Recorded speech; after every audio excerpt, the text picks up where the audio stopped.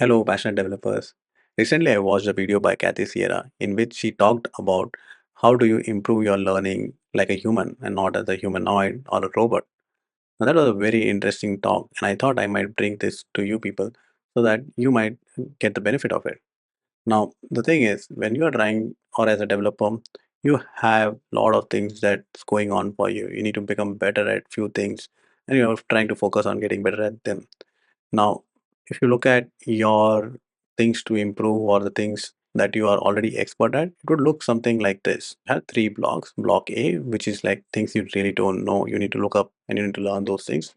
And then things B, which you know a little bit, but you need to, it's hard for you when you're trying to implement it because those are things that you need to look up. For example, it could be a new library which you have not used before.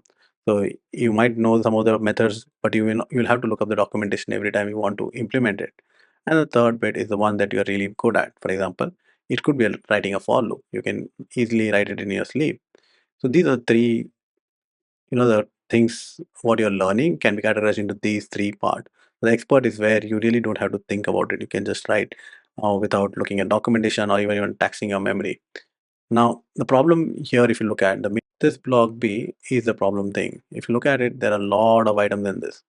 And what is the problem with these many items is that your working memory has only four work units that it can handle. So it can only handle four things at any point of time.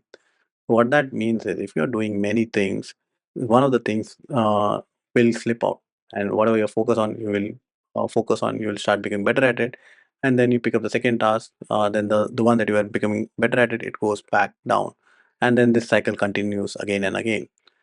And now that leads to the second problem. The second problem is because you are learning and then unlearning and learning again and again, what happens is that you are practicing to become to be in this B block all the time. Whatever you practice becomes permanent. So if you're practicing all the tasks in B so that you remain in B, then you will remain in B. And that is one of the things that you need to look at. Now, there's another aspect of it is here that going from point A to directly to C. Now, that's really interesting. But I will not be covering that piece in this particular video because that involves a whole level of different discussion. And I do not want to get into that. I want you to take at least two takeaways out from here so that you can implement it fast. The solution is to reduce the number of things in B. So you start moving additional things from B to A. Obviously, this is not straightforward and it will take time. But the more you start moving things from B to A, what will happen is you can just focus on few tasks which your brain can handle. And when you do that, they can easily move from B to C. So that will improve your speed from moving from B to C, and you become master in many other things. And that will again reduce the problem of that, you don't remain in B for permanently. You're practicing and you're moving to C for many things.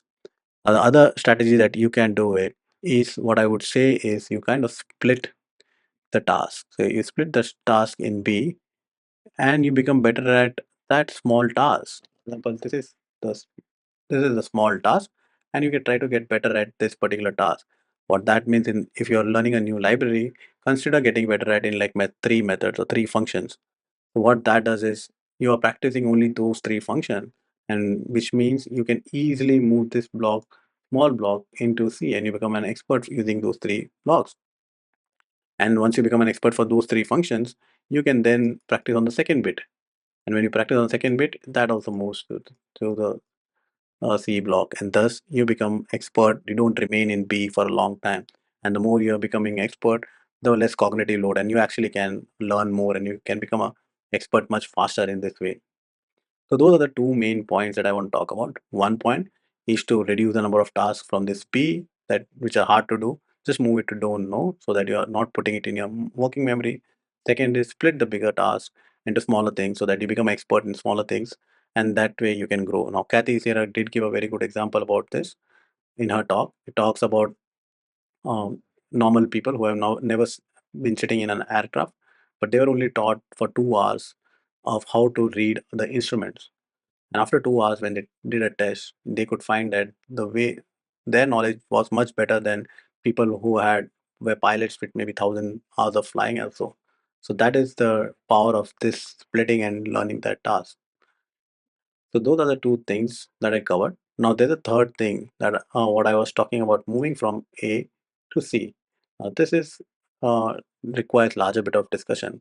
So what you can do is you can actually go and look up the Kathy Sierra's video and you can learn from there.